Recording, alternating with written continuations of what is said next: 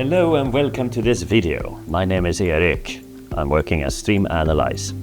I'm gonna give you some technical detail on how we took an AI model from lab to production. We did this in collaboration with Toyota Material Handling Europe. A data scientist made the model shown in blocks on the left. It decodes operational data from the canvas. It performs sampling and normalization and windowing of the data.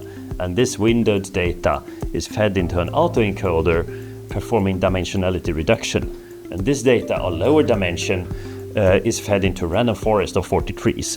After some post-processing of the random forest output, the driving mode detection model is capable of detecting 5 different driving modes based on the data available on the canvas.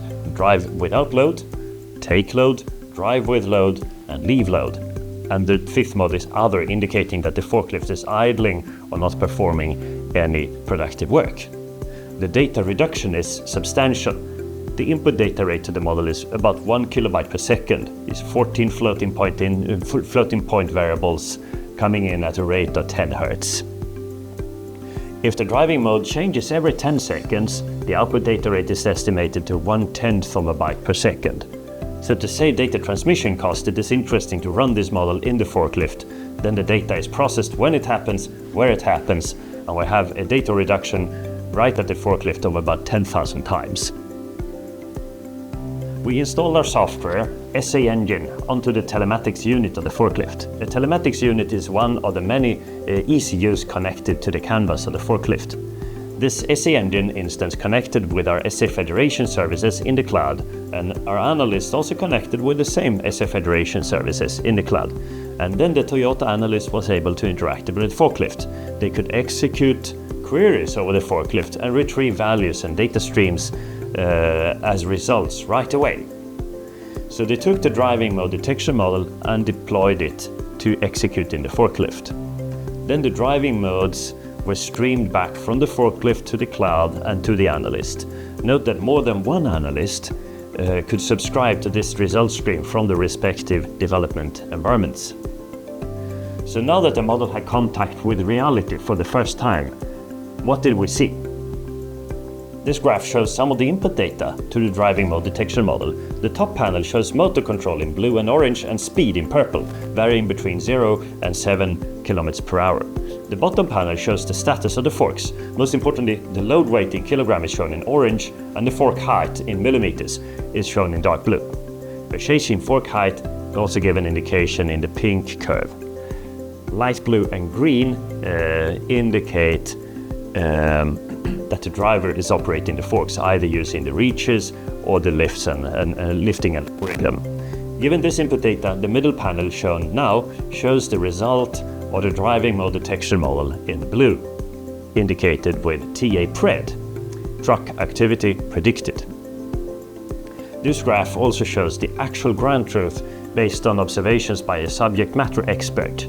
This graph is shown in yellow, TA actual. As you can see, there are some deviations between the orange and the green curve here.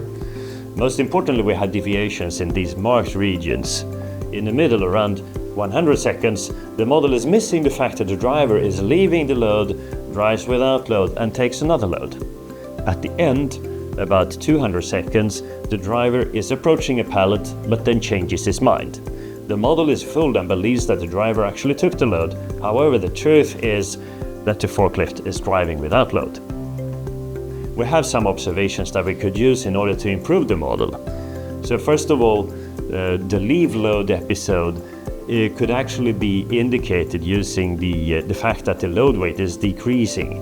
Similarly, the take load episode later on could be used, could be inferred from the increasing load weight.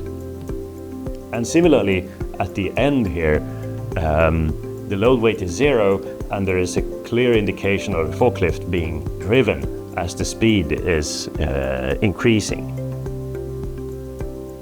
So based on these observations from the previous slide, we worked together with forklift experts at Toyota Material Handling to improve the model. By spending a couple of hours together, we arrived at these rather simple decision rules shown on the top of this panel. The graph in the middle is the same graph as on the previous slide, showing the important misclassifications by the driving mode detection model. the original model. The lower graph shows the results of the driving mode detection model with these additional decision rules applied. And you can see that the adjusted driving mode detection model TA adjusted does not miss the leave load, drive without load and take load around 100 seconds. And the adjusted driving mode detection model isn't fooled by the driver at the end either. Instead, its figure asserts that the forklift is actually driving without load. We computed the accuracy of the models. As you can see, the accuracy went from 48% to 73% when these rules were added. So in summary, we deployed the machine learning model onto a forklift. Using SAE Engine, we monitored the performance of this model and were able to adjust the model by introducing some simple decision rules. This development cycle was enabled thanks to the interactivity of SAE Engine. And as you can see, we enable a radical reduction in data transmission of well over 99%, in fact, a factor 10,000. And we also increased the accuracy through this model evolution. A couple of engineers worked together for a couple of hours, led to an increased accuracy of about 50%. Thank you for your kind attention.